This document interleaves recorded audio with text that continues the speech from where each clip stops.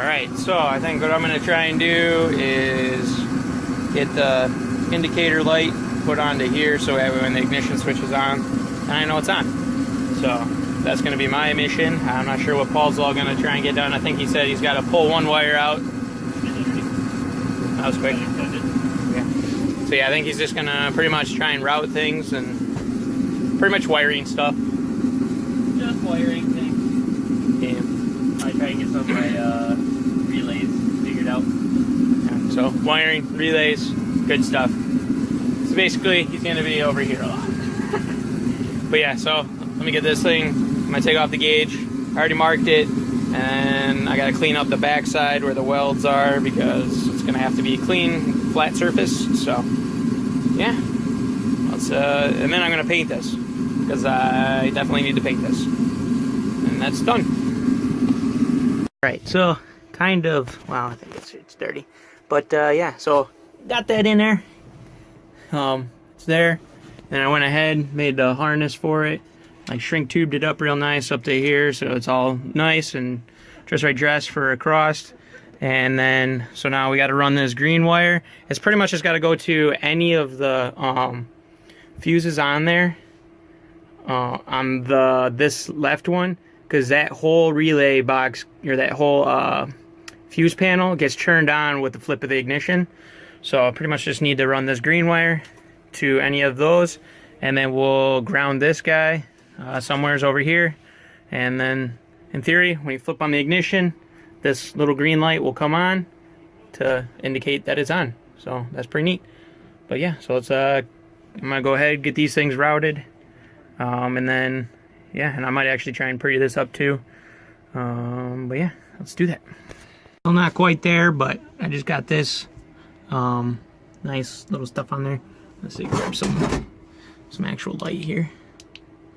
But yeah, got that thing lubed up. Now what I'm gonna do is I think I'm gonna drill a hole in the side of this, put a grommet in there, and we'll run this ground out. Actually, we probably don't even need a grommet because it's a fucking ground, but yeah, I'm probably gonna run it out and bolt it up to there. So, and then obviously we just gotta route this guy. So let's do that. Alright, so got that wired up. So it's connected over here. I put it in line with the gauges because why not? So maybe if that blows, then I know that won't turn on. But yeah, so now when you flip on the ignition, that comes on, and now you know. So that's pretty neat. And yeah, that's probably what I'm going to be done with for today. Then we'll go over to Paul's garage. So that's where we're at. All right, here it is, pretty much done. So I went ahead and ran. There's like an orange wire that was for the two-step. That's wired back up. Now that's pretty much all done. The only thing that we have left to wire will be like the interior lights. I have to wire in a USB thing for the GPS, but that's on its way. So once that comes, then we'll be able to do that. But yeah, otherwise it's pretty much done. Everything powers on, and then when you starter works and all that stuff. So that's pretty sweet. But yeah, now I'm gonna go ahead and get the dash in there just so it's sitting in there so it's not up on the roof. So let's do that. But yeah, here's that. That's pretty nice. So that'll be my dash setup. Has my RPM, or my speed will be down here, and then I'll have like range over here, or like miles that I've done. So that's pretty cool. An odometer. Yeah, and then the dash is back in. So that's pretty sweet. Alright, I forgot to end this fucking video. So Steve's here. What's up, guys? And now he's leaving. I'm leaving. Almost stuck on face balls. On face balls? Yep. Stealing Mighty Car Mod's shit. Yeah, see, I told you aren't that far. Yeah, so come visit. Yeah, maybe when you get a transmission and stuff. When I get a trans, I have to come visit. Yep, and then I'll head over there. I mean, there's a lot of shit I can do before then, but... Well, yeah, you gotta get it prepped so we can put mocking up and shit. But yeah, that's gonna be it for this one. Like, comment, subscribe. See you in the next one. Alright, so I'm gonna go ahead and try and remove the roof scoop, and then remove the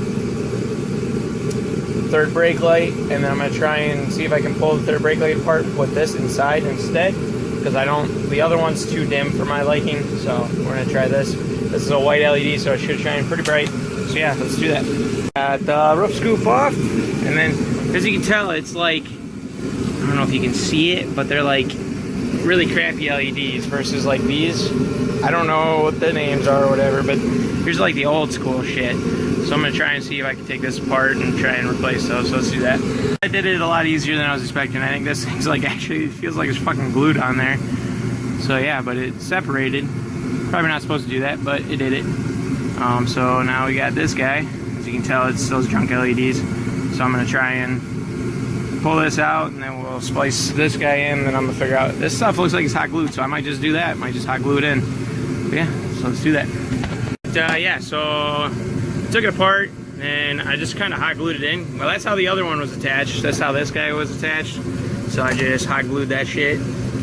It'll be fine. And then it's already facing that direction, so that should help with just keeping my light to the back and not towards the front.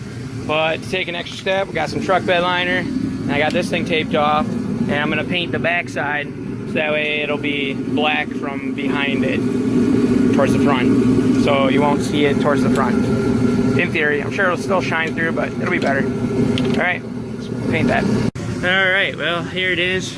Got this side. Okay, if you want to step on it. It seems a little bit pink. I think it's, it looks red on here.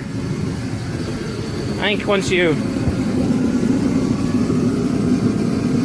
yeah, it's pinkish, but it'll be fine. I like it better, so, yep, that's done. Now I gotta do is, well, in theory, put the roof scoop back on, but I don't think I'm gonna put it on because I plan to try and work on that thing soon, so won't put that back on. Okay, so, kinda a different thing that's gonna be happening. We're gonna be making a rear mount turbo setup for a BMW. Is it E36 basically? So it's a BMW E36, it's gonna be rear mounted. We're making the whole oil system a separate thing.